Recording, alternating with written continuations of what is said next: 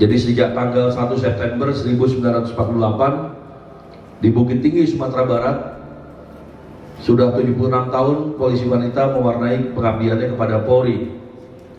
Jadi di usia yang tidak muda lagi, tersimpan sejarah hidup yang syarat dengan pengalaman, sehingga eksistensi Wawan dalam berbagai bidang penugasan telah menunjukkan prestasi yang membanggakan.